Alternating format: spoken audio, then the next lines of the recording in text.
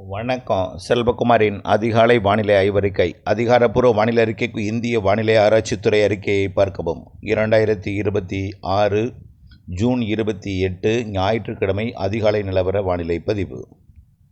நேற்றைக்கு திண்டுக்கல் மற்றும் மதுரை மாவட்டத்தின் எல்லையோர பகுதிகளில் ஆங்காங்கே நல்ல மழை. ஈரோடு நீலகிரி மாவட்டத்தில் தொடங்கிய மழை, பிறகு சேலம், ஈரோடு மாவட்டத்தின் தெற்கு பகுதிகள் கூட, அதாவது காவிரி கரையோரத்தை ஒட்டிய தெற்கு பகுதியிலையும் மழைப்பொழிவை கொடுத்தது. பிறகு சேலம், தருமபுரி, கிருஷ்ணகிரி மாவட்டத்தில் கொஞ்சம் பரவலாகி, திருப்பத்தூர், வேலூர், திருவண்ணாமலை, ராணிப்பேட்டை மாவட்டத்தில் மேலும் பரவலாகி, இறுதியில் போய் திருவள்ளூர் மாவட்டத்தின் பகுதிகள், ஒட்டுமொத்த சென்னை மாநகரம், செங்கல்பட்டு, காஞ்சிபுரம் மாவட்டத்தில் கனமழை பொழிவை கொடுத்திருக்கிறது. நேற்றைக்கு நாம் இது எதிர்பார்த்த ஒன்று தான். வடகடலோரம், வட உள் பகுதிகளில் இன்றைக்கு கனமழை கொடுக்கும்னு நேற்றே சொல்லியிருந்தோம். நீண்ட காலமாக சொல்லியிருந்தோம். 25ஆம் தேதிக்கு மேலே காற்று சுழற்சி உருவாகி இருக்கிறது. அந்த காற்று சுழற்சி சென்னைக்கெல்லாம் மழை பொழிவை கொடுக்க இருக்கிறதுன்னு சொல்லி தலைப்புச் செய்தியிலே போட்டிருந்தோம். அதன் அடிப்படையில் நேற்றைக்கு கொட்டி தீர்த்திருக்கிறது மழை. கொரட்டூர் 64 மில்லிமீட்டர் பெய்திருக்கிறது. அயப்பாக்கம் 64 மில்லிமீட்டரும், நெற்குன்றம் 63 மில்லிமீட்டர், கொரட்டூர் 63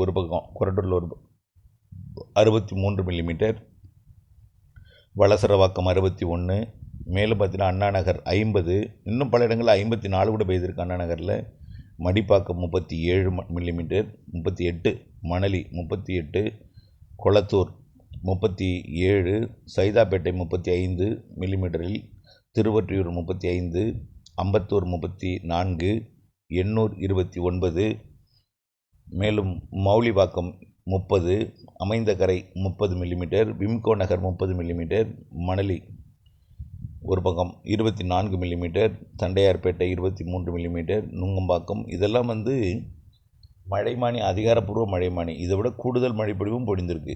இதற்கு அருகில் இருக்கக்கூடிய நுங்கம்பாக்கத்துக்கு அருகில் இருக்கக்கூடிய நுங்கம்பாக்கம்லாம் சில இடத்துல 4 சென்டிமீட்டர் கூட சில இடங்களில் பெய்திருக்கு அருகிலே. அதேபோல் Manali new town 21 millimetre, Kathivakkam 17 millimetre, Saligramam 17 millimetre, Basin Bridge 16 millimetre, Adyar 16 millimetre, Madhavaram 13 millimetre பெஞ்சிருக்கான. இதே அருகில் மாதவரத்தில் ஒரு பகுதி கிட்டத்தட்ட 7 சென்டிமீட்டர் வரைக்கும் பெஞ்சிருக்கு. 65 மில்லிமீட்டருக்கு மேலே பெய்திருக்கு மாதவரத்தில் ஒரு பகுதி. அதே போல் அண்ணாமலைபுரம் இளம் மழை பொழிந்திருக்கிறது. அதே போல் இன்னும் பல இடங்கள் பார்த்திங்கன்னா, தருமபுரி மாவட்டம் ஹரூர் 33 மில்லிமீட்டர் பெய்திருக்கிறது. அடுத்தபடியாக பார்த்திங்கன்னா, ஈரோடு மாவட்டம் இளந்தை குட்டைமேடு 40 மில்லிமீட்டர் பெய்திருக்கிறது, 4 சென்டிமீட்டர். அடுத்தபடியாக பார்த்திங்கன்னா, நிறைய இடங்களில் மழை இருந்ததுன்னா அதேபோல் கிருஷ்ணகிரி மாவட்டம், கிருஷ்ணகிரி தாலுக்கா அலுவலகம் 33 மில்லிமீட்டர் மழை பொழிந்திருக்கிறது. இன்னும் நிறைய இடங்களில் மழைப்பதிவு அறிக்கை கிடைக்கப்பட்டதும் அறிவிக்கிறேன். சேலம் மாவட்டத்தில் டேனிஷ்பேட்டையில் 25 மில்லிமீட்டர் மழை பொழிந்திருக்கிறது. இன்றைக்கும் இதே போல் வட உள் மாவட்ட பகுதிகளில் மழைப்பொழிவு இருக்கும். திருப்பத்தூர் மாவட்டத்தில் பார்த்திங்கன்னா, வாணியம்பாடி 56 மில்லிமீட்டர் பெய்திருக்கு, ஆம்பூர் 46 மில்லிமீட்டர், வடபுதுப்பட்டு 18 மில்லிமீட்டர் பெய்திருக்கிறது. ஆலங்காயெல்லாம் மழைப்பொழிவு தான். திருப்பூர் மாவட்டத்தில் கூட, திருப்பூர் நார்த்து தாலுக்கா அலுவலகத்தில் கூட 6 மில்லிமீட்டர் மழை பெஞ்சிருக்கு. Tiruppur north collector camp office 5 millimetre, Avinashi 3 millimetre, கொஞ்சம் லைட்டாக தூறல் நனைக்கும் மழைப்பொழிவுகள்லாம் கொடுத்துருக்கிறது அந்த ஈரோடு மாவட்டத்தில் பெய்த போது. இன்றைக்கு எப்படி இருக்குன்னு பார்த்தீங்கன்னா, இன்றைக்கி தேதி 28. தென்மேற்கு பருவமழை கொஞ்சம் தீவிரமாக இருக்கும் எங்கே, கேரளாவில். அதனால் கொஞ்சம் சாரல் பாலக்காடு கணவாயில் நுழையும். ஆனால் வழக்கத்திற்கு மாறான நேற்றைக்கு சாரல் சில மலைப்பகுதிகளில் கொஞ்சம் கூடுதலாகவே கொடுத்தது. அதாவது கணவாயில் வரல, ஆனால் மலைப்பகுதிகளில் கூடலூர், பந்தலூர் பகுதிகளில் கொடுத்துச்சு நீலகிரி மாவட்டத்தில். அதே போல் கேரளாவுக்குள்ளார மூணாறு வழியாக மறையூர் பகுதிக்கு சாரல் கொடுத்துச்சு. அதே போல் மேற்கு தொடர்ச்சி மலைப்பகுதிகளில் இன்றைக்கு 28, நாளை 29, அடுத்த நாள் 30, இந்த 3 நாளும் சாரல் கொடுக்கும்.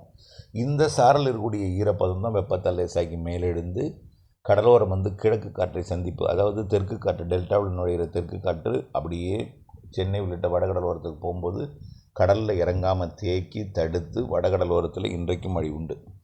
இன்றைக்கு இன்னும் கொஞ்சம் கூடுதல் பரப்பளவு மழை இருக்கும்னு நம்ம நேரத்தே சொல்லியிருந்தோம். இன்றைய மழைப்பொழிவு டெல்டாவுக்கு கூட கொடுக்கலாம். இன்றைக்கும் நாளைக்கும் டெல்டாவுக்கு வாய்ப்பு இருக்குது. ஆனால் இதில் இந்த செய்தியை கேட்டதும் அறுவடைக்காக நிறைய பேர் ஆயத்தமாகி கொண்டிருக்கிறீங்க.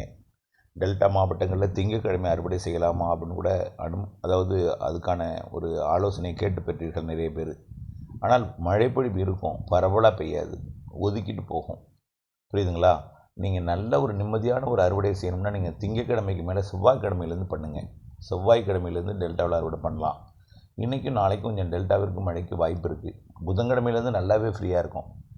ஆனால் வடவுள் கடலோரம் அதாவது வடகடலோரம் மற்றும் வடவுள் மாவட்டம் ஆந்திர கர்நாடக எல்லையோரத்தில் தொடர்ந்து மழை 5ஆம் தேதி வரைக்குமே இருக்கும். ஆங்காங்கே இருந்து கொண்டே இருக்கும் 5ஆம் தேதி வரைக்கும்.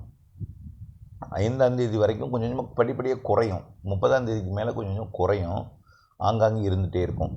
டெல்டா மாவட்டங்களுக்கும் இன்றைக்கி வரக்கூடிய 3 நாள் இருக்கும். அதுக்கப்புறம் குறைந்து ஒரு சில இடங்களில் இருக்குமே தவிர பரவலான மழைப்பொழிவு இருக்காது. கண்டிப்பாக எங்கே மழை பெய்யுன்னு பார்த்திங்கன்னா, இந்த நீலகிரி மாவட்டத்தோட கிழக்கு பகுதி, கர்நாடக எல்லையோர பகுதி, கிருஷ்ணகிரி அப்படியே சென்னை வரைக்கும் ஆங்காங்கே மழை இருக்கும், நல்ல மழை. அதே போல் இந்த திண்டுக்கல் மாவட்டம் நத்தம் மற்றும் மதுரை மாவட்ட வடக்கு பகுதி, பொன்னமராவதி, தூரங்குறிச்சி இந்த பகுதி, சிவகங்கை மாவட்டத்தில் ஒரு சில பகுதிகளில் மழை இருக்கும். ராமநாதபுரத்தோட சிவகங்கை மாவட்ட எல்லை பகுதியில் மழை இருக்கும், எப்போதுமே இருக்கும். இது வந்து தென்மேற்கு பருவமழை வலுத்து பெய்யும் பொழுதும் இருக்கும், குறைவாக இருக்கும் பொழுதும் இருக்கும், எப்போதுமே அந்த இடத்துல இருக்கும் மழை. தென்மேற்கு பருவமழை காலத்தில் டெல்டாக்குள்ளே இன்றைக்கி நாளைக்கு ஒரு 3 நாளைக்கு வரும் மழை. மாலையில் தான் வரும், இரவில் தான் வரும், எப்பாவது ஒரு முறை தான் வரும், ஒதுக்கி கொண்டு போகும். எல்லோருக்கும் பெய்யணும் உறுதி கிடையாது. இப்போ நேற்றைக்கு மழை கூட மயிலாடுதுறை வரை கூட எதிர்பார்த்தோம், ஆனால் மயிலாடுதுறை வரல. திருவண்ணாமலையிலிருந்து அப்படி செங்கல்பட்டு மாவட்ட கடலோரம் நோக்கி பயணித்தது. கடலூர் மாவட்டத்தை ஒட்டி வந்துச்சு, ஆனால் பெருசாக டெல்டாக்குள்ளே வரல, மயிலாடுதுறைக்குள்ளே வரல. ஆனால் சென்னைக்கு வலுத்து நீண்ட நேரம் பெய்தது. சுற்றுறது 3-4 மணி நேரம் மழை பொழிந்திருக்கு சென்னையை ஒட்டி. 3 மணி நேரம் 2 மணி நேரத்துக்கு குறையாமல் மழை கொட்டி இருக்குது சென்னையில். அந்த மழைப்பொழிவு அப்படியே செங்கல்பட்டு மாவட்டத்திலையும், காஞ்சிபுரம் மாவட்டத்திலையும், ராணிப்பேட்டை மாவட்டத்திலையும் இருந்துச்சு, திருவள்ளூர்லேயும் இருந்துச்சு. இப்படித்தான் இன்றைக்கும் இருக்கும். வட உள் மாவட்டங்கள், அதாவது திருப்பத்தூர், கர்நாடக எல்லையோர ஆந்திர எல்லையோர மாவட்டங்கள் மற்றும் சேலம், தருமபுரி, திருவண்ணாமலை, கள்ளக்குறிச்சி, விழுப்புரம், அது பிற வட உள்பகுதிகள் ஆந்திர எல்லையோரம் வரைக்கும். அதே போல் நீலகிரி மற்றும் ஈரோடு வடக்கு பகுதி, தெற்கு பகுதியிலே ஆங்காங்கே திருப்பூர் மாவட்ட எல்லையோரம் வரைக்கும் கூட நேற்றைக்கு அங்கம் கொடுத்தது போல் இன்றைக்கி இருக்கும். அதே போல் நாமக்கல் மாவட்டம் அந்த கொல்லிமலை பகுதிக்கும் ஆங்காங்கே இருக்கும். ரொம்ப மழையை நீங்கள் எதிர்பார்த்துடாதீங்க, எதிர்பார்த்த ஏமாற்றம் கிடைக்கும். ஏன்னா ஒதுக்கி தான் பெய்யும். கன்னியாகுமரி வரை நீலகிரி வரைக்கும் ஒரு 3 நாட்களுக்கு ஒரு சாரல் எட்டி பிடிக்கும். ஆனால் ஒதுக்கி தான் இருக்கும், பெருசாக சாரல் இருக்காது, மழை இருக்கும். கண்டிப்பாக விருதுநகர் மாவட்டத்தோட கிழக்கு பகுதி, மதுரை மாவட்டத்தோட சிவகங்கை மாவட்ட எல்லைப்பகுதி, சிவகங்கை மற்றும் விருதுநகர் மாவட்ட எல்லைப்பகுதி, புதுக்கோட்டை மற்றும் சிவகங்கை மாவட்ட பகுதி எல்லைப்பகுதி, அதே போல் திருச்சி, மதுரை, திண்டுக்கல், இந்த சிவகங்கை மாவட்டங்கள் சந்திக்கக்கூடிய மதுரை வடக்கு பகுதி, இங்கெல்லாம் கொஞ்சம் மழை இருக்கும். அது டெல்டாவுக்கு வரும், அங்கேருந்து வரலாம். நேற்றைக்கு வந்துச்சு, அங்கிருந்து நன்றாகவே வந்தது. அப்படியே அது புதுக்கோட்டை மாவட்டம், சிவகங்கை மாவட்ட எல்லைப்பகுதி வந்து செயலிழந்து அப்படியே கலைந்தது.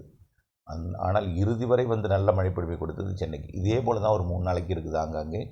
பிறகு குறைவான பரப்பில் மழை இருந்துட்டு தான் இருக்கும். இப்போது ஒடிசா மற்றும் வங்கக்கடலில் ஒடிசா கடலோரம், ஒடிசா மேற்கு வங்க எல்லையோரம், அரபிக்கடலில் பார்த்திங்கன்னா குஜராத் மற்றும் மகாராஷ்டிரா, அதாவது சூரத்தை ஒட்டிய பகுதி, சூரத் மற்றும் மும்பைக்கு வடக்கே உள்ள மகாராஷ்டிரா பகுதி, குஜராத் பகுதி, இங்கே வரக்கூடிய 4 தேதிக்கு மேலே 5, 6, 7, 8 தேதியில் வலுவான ஒரு காற்றழுத்த தாழ்வு பகுதி உருவாக போகுது.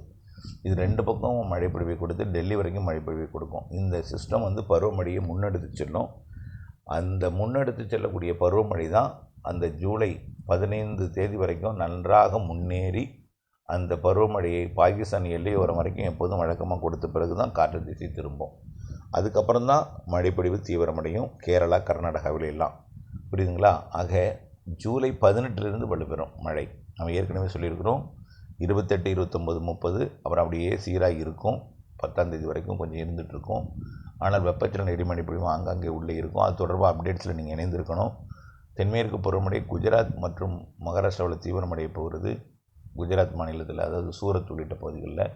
அதே போல் வங்கக்கடலோரம், மேற்கு வங்கம் மற்றும் ஒடிசா பகுதியில் தீவிரமடைஞ்சு உள்ளே பீகார், சத்தீஸ்கர், ஜார்க்கண்டு, டெல்லி வரைக்கும் உள்ளே முன்னேற போகுது. அது ஜூலை 15 தேதி வரைக்கும் பாகிஸ்தான் வரை முன்னேறிய பிறகு வலுவான தென்மேற்கு பருவமழை திரும்ப கொண்டு வரும் கேரளாவிற்கு. அப்பொழுதிலிருந்து 18ஆம் தேதிக்கு மேலே மிக வலுவாக மாறும். அப்பொழுது அணைகளுக்கு நீர்வரத்தை கொடுக்கும். மாத இறுதி 10 நாள் நல்ல வலுவான மழைப்பொழிவை கொடுக்கும். அது அப்படியே ஆகஸ்ட் 10 வரைக்கும் கொடுக்கணும்னு ஏற்கனவே சொல்லியிருக்கணும். ஆகஸ்ட்டில் ஒரு இடையில் ஒரு 5 நாள் கேப் கொடுக்கும், நல்ல கேப், ஒரு வறண்டது போல் வெயிலை கொடுக்கும். பிறகு ஆகஸ்ட் 15லேருந்து வலுப்புறோம். அந்த ஆகஸ்ட் 15க்கு மேலே கொடுக்கக்கூடிய மழை தான் உண்மையான நல்ல மழை இருக்கும். எப்படின்னா, உயரழுத்தம் தேவை, குளிர்விக்கும் காற்று வேணும். காற்று எப்போ கிடைக்கும், உயரழுத்தம் எப்போ செட் ஆகும்னு பார்த்தோன்னா பருவமழை பின்வாங்கும் பொழுது தான் செட் ஆகும். பருவமழை பின்வாங்கும் பொழுது செட் ஆகும். கண்டிப்பாக ஆகஸ்ட்லேருந்து அது பருவமழை வட இந்தியாவில் பாகிஸ்தான் நிலவரம் பின்வாங்கும் பொழுது உயரழுத்தம் ஆக்கிரமிக்க தொடங்கும். அப்படியே செப்டம்பர்லாம் ஆந்திர பிரதேசம் மற்றும் தெலுங்கானாவில் பருவமழை வலுப்பெறும் பொழுது உயரழுத்தம் அப்படியே வட இந்திய நிலப்பகுதிக்கு வந்துடும். அப்போ எல்லாம் நல்ல மழை பொழிவை கொடுக்கும். பிறகு செப்டம்பர் அக்டோபரில் வலுத்த தென்மேற்கு பருவமழை கொடுக்கும். அக்டோபர் 18 வரைக்கும் தென்மேற்கு பருவமழை வலுவாக இருக்கும். கண்டிப்பாக ஒன்று சொல்கிறேன், ஒரே ஒரு வார்த்தை, பருவமழை எப்பொழுதுமே ஆகஸ்ட்லாம் தீவிரமடையும். பருவமழை எப்பொழுதுமே அணைகளை நிரப்பும் மழையெல்லாம் ஆகஸ்ட் இறுதியில், ஆகஸ்ட்டில் எப்போதும் ஆடிப்பெருக்கு நிலையில் கொடுக்கும். இந்த வருஷம் ஆகஸ்ட் இறுதியில் கொடுக்க இருக்கிறது. அப்படியே பார்த்தீங்கன்னா செப்டம்பர் அக்டோபர் இந்த வருஷம் வலுத்த தென்மேற்கு பருவமழை பெய்ய போகுது. அக்டோபர் 18 தென்மேற்கு பருவமழை அப்படியே தலைகீழாக மாறி வடகிழக்கு பருவமழையாக மாறும். வடகிழக்கு பருவமழை மிக அதிகம். ஏரிகளை நிரப்புவதற்கு சாதகமான அந்த மழைப்பொழிவை கொடுக்கும். ஏரிகளை ஆழப்படுத்துங்கள், அகலப்படுத்துங்கள் மற்றும் கரையை வலுப்படுத்துங்கள் வடகிழக்கு பருவமழை காலத்து முன்னேற்பாட்டுக்காக. இந்த மழைநீர் சேகரிப்பு அடுத்த ஆண்டு கோடைக்கு கை கொடுக்கும், நிலத்தடி நீர் மட்டத்தை உயர்த்தும். ஆகவே வடகிழக்கு பருவமழை நிறைய தரும். தென்மேற்கு பருவமழை இறுதி கட்டத்தில் ஆகஸ்ட் இறுதி மற்றும் செப்டம்பர் அக்டோபர் வலுத்த தென்மேற்கு பருவமழை இருக்கும். நம்பிக்கையுடன் இருங்கள். ஆனால் மழைநீரை சேகரிக்க வேண்டும். நாம் நினைக்கும் பொழுது மழை தராது, அது தரும் பொழுது சேமித்து பயன்படுத்துவதற்கு எப்பொழுதும் ஆயத்தமாக இருக்க வேண்டும். அதேபோல் நேற்றைக்கெல்லாம் சென்னையெல்லாம் எதிர்பார்த்த நேற்றைக்கு இப்போ பாருங்கள், நான் கொஞ்சம் நேரத்தில் சென்னையில் ஊடகங்கள் எப்படி தலைகீழாக புரட்டி போட்டது மழைன்னு சொல்லி விவாதம் வைக்கலாம் அப்படின்னு சொல்லிட்டு இருந்தோமா. விவாதங்கள் கூட, பேச்சு வழக்கு கூட, இதுமாரிலாம் ஒரு பேட்டிகள்லாம் கூட வரும். ஆகவே அந்த அளவுக்கு மழை நேற்றைக்கு பெய்திருக்கிறது. இப்படித்தான் இருக்கும் மழை. திடீரென்று கொட்டும் மழையை நாம் சேமிக்கும் அளவிற்கு தயாராக இருக்க வேண்டும். வானிலை அப்டேட்ஸோடு இணைந்திருக்க வேண்டும். இந்த பாலக்காட்டு கணவாய் குடிமங்கலம் இந்த பகுதியிலேருந்து நிறைய கால் வந்துட்டுருக்கு. தமிழ்நாட்டையே ரொம்ப பிரச்சனைக்குரிய பகுதி குடிமங்கலம், கொங்கல் நகரம், தொட்டம்பட்டி, அந்த பெரியப்பட்டி, பெதப்பம்பட்டி, அதே போல் நெகமம், கர்மாபுரம், காட்டும்பட்டி தான்.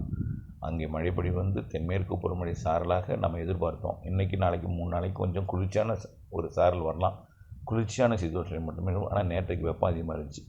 நல்ல ஒரு மழைனா உங்களுக்கு வந்து இந்த மாத இறுதி வரைக்கும் ஒரு குளிர்ச்சியான சீதோஷணம், அதாவது 30ஆம் தேதி வரைக்கும். அடுத்த மாதம் 18ஆம் தேதியிலேருந்து தான் தீவிரமடையும். அந்த இடம் ரொம்ப பிரச்சனைக்குரிய பகுதி. தமிழ்நாட்டில் எங்கே பெஞ்சாலும் அந்த இடத்துல பெய்வது ரொம்ப கிரிட்டிக்கலான இடம். அந்த இடத்துக்கெல்லாம் 18ஆம் தேதி மேலே தான் பெய்யும். கண்டிப்பாக பெய்யும். நம்பிக்கையுடன் இருக்கலாம்.